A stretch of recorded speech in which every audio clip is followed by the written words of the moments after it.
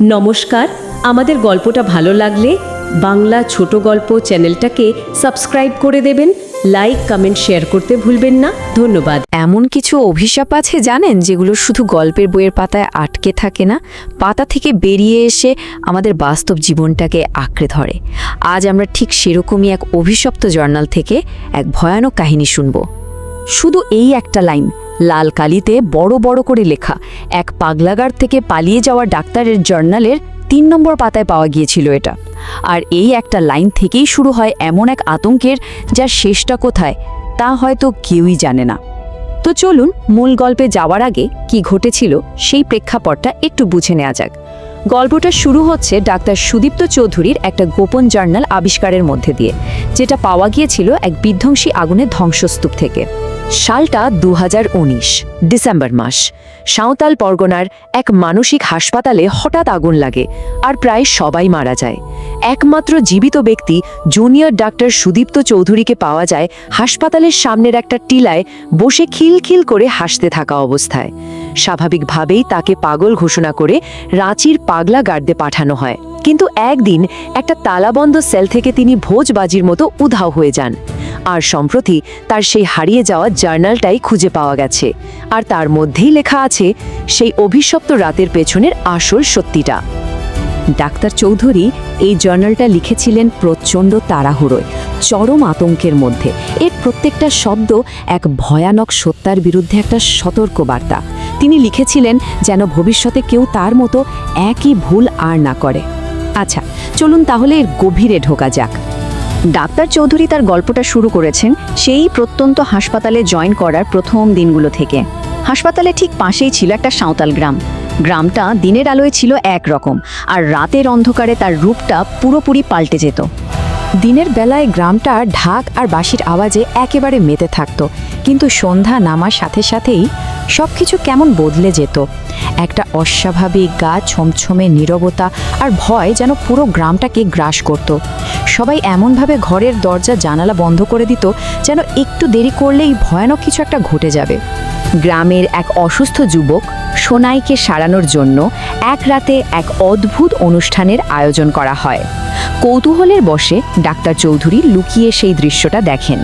তিনি দেখলেন গ্রামের পুরোহিত কুরআন বই এক ভয়ানক মন্ত্রের মাধ্যমে এক অদৃশ্য শক্তিকে ডাকছেন, আর সেই শক্তি তার উপর ভর করে পশুর বলি গ্রহণ করে এবং সবশেষে সোনাইয়ের শরীর থেকে রোগটাকে এক ঝটকায় বের করে দেয়। ডাক্তার চৌধুরী সেদিন প্রথমবার এক অলৌকিক শক্তির প্রমাণ পেয়েছিলেন। রাতের সেই ভয়ঙ্কর দৃশ্যটা দেখার পর ডাক্তার চৌধুরী আর নিজেকে সামলাতে পারেননি। পরের দিন তিনি কুরআন বইয়ের কাছে গিয়ে সবটা স্বীকার করেন, আর তার কথা শুনেই কুরআন বই ভয়ে প্রায় চিৎকার করে ওঠেন। তিনি ডাক্তারকে সাবধান করে বলেন যে তিনি জুজুমার নজরে পড়ে গেছেন, আর এখন তার একমাত্র বাঁচার পথ হলো ওখান থেকে পালিয়ে যাওয়া। এর ঠিক কিছুদিন পরে গল্পের মোড়টা পুরোপুরি ঘুরে যায়। হাসপাতালে পিয়ালি নামের এক রহস্যময়ী বাচ্চা মেয়ের আগমন ঘটে, যার সাথে জড়িয়েছিল এক অন্ধকার অতীত। এই পিয়ালিকে পরিত্যক্ত অবস্থায় পাওয়া গিয়েছিল। তার বাবা মা কোথায় কেউ জানে না, যেন উবে গেছে। সে যেখানেই গেছে সেখানেই ঘটেছে অস্বাভাবিক মৃত্যু বা নিখোঁজের মতো ঘটনা। আর সবচেয়ে ভয়ের ব্যাপার হলো তার আঁকার খাতায় একটাই নাম আর একটাই ছবি পাওয়া গিয়েছিল, জুজুমা।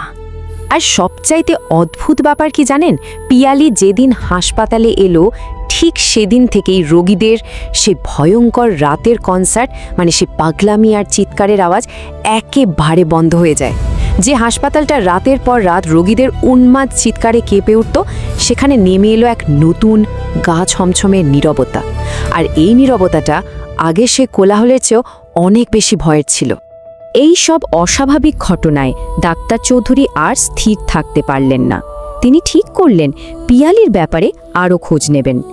তাই কিছু উত্তরের আশায় তিনি রাঁচিতে পিয়ালির পরিত্যক্ত বাড়ির দিকে রওনা দিলেন। প্রথম সূত্রটাই ছিল খুব অদ্ভুত। পুলিশকে নাকি দরজা ভেঙে ঢুকতে হয়েছিল, কিন্তু দরজাটা ভেতর থেকে আটকানো ছিল না। এর মানে কি দাঁড়ায়?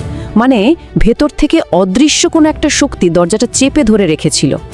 ঘরের ভেতরে ডাক্তার একটা সাঁওতালি পুরাণের বই খুঁজে পান। সে সেখানে জুজুমা সম্পর্কিত একটা অংশে দাগ দেওয়া ছিল, আর সেখানে লেখা ছিল জুজুমা এক আদিম সত্তা যে দেওয়ালের ভেতরে লুকিয়ে থাকে আর ভয়ানক প্রতিশোধ নেয়। শোবার ঘরে দেওয়ালে তিনি আলকাতরার মতো এক ধরনের অদ্ভুত দুর্গন্ধযুক্ত কালো পদার্থ দেখতে পান। ফরেনসিক দলও পরে সেই পদার্থের কোনো পরিচয় বের করতে পারেনি।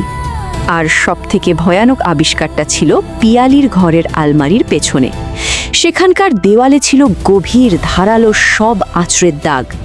দেখে মনে হচ্ছিল যেন কোনো অমানসিক প্রাণী নখ দিয়ে দেওয়াল ছিঁড়ে বেরিয়ে এসেছে।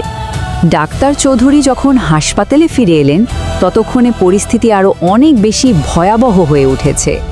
গল্পের ক্লাইম্যাক্সটা কিন্তু শুরু হচ্ছে ঠিক এখান থেকেই। এলিস নামের এক রোগীকে মৃত অবস্থায় পাওয়া যায়। তার শরীরটা এমনভাবে মোচড়ানো ছিল যা কোনো মানুষের পক্ষে করা সম্ভবই না। এর মধ্যে এক নার্স ভয়ে ভয়ে জানায় যে সে পিয়ালিকে মাকড়সার মতো দেওয়ালে আর ছাদে হামাগুড়ি দিয়ে চলতে দেখেছে। ডাক্তার চৌধুরী এবার নিশ্চিত হয়ে যান জুজুমা এখন এই হাসপাতালে চলে এসেছে। কিন্তু আসল সত্যিটা ছিল এর থেকেও অনেক বেশি ভয়ঙ্কর। ডাক্তার চৌধুরী হাসপাতালের হেড ডক্টর ডাক্তার বিশ্বাসের মুখোমুখি হন এবং তার একটা গোপন ঘর আবিষ্কার করেন। আর সেই ঘরে যা ছিল তা অকল্পনীয়। ফরমালিনে ডোবানো ছিল নিখোঁজ হয়ে যাওয়া সেই সাঁওতাল গ্রামবাসীদের কাটা মাথা। জুজুমা নয়, আসল খুনি ছিল ডাক্তার বিশ্বাস। ডাক্তার বিশ্বাস যখন ডাক্তার চৌধুরীকে মেরে ফেলার জন্য তৈরি হচ্ছেন, ঠিক সেই মুহূর্তে ঘরের মধ্যে হাজির হয় পিয়ালি। কিন্তু তখন সে আর সাধারণ পিয়ালি ছিল না। তার শরীরে ভর করে আসল জুজুমা এসেছিল, তার শিকারী মানে আসল শয়তান ডাক্তার বিশ্বাসকে শাস্তি দিতে। জার্নালের শেষ পাতায় লেখা ছিল এই ঘটনার পর ডাক্তার চৌধুরীর কী পরিণতি হয়েছিল, আর সেটা গল্পের থেকেও অনেক বেশি ভয়ের। এই লাইনগুলো আমার নয়, যে ব্যক্তি ডাক্তার চৌধুরীর জার্নালটা খুঁজে পেয়েছিলেন এটা তার লেখা। এর মানে কি? মানে হলো জুজুমার অভিশাপটা জার্নালের সাথে সাথে তার নতুন মালিকের কাছেও পৌঁছে গেছে। গল্পটা আসলে শেষ হয়নি, শুধু হাত বদল হয়েছে।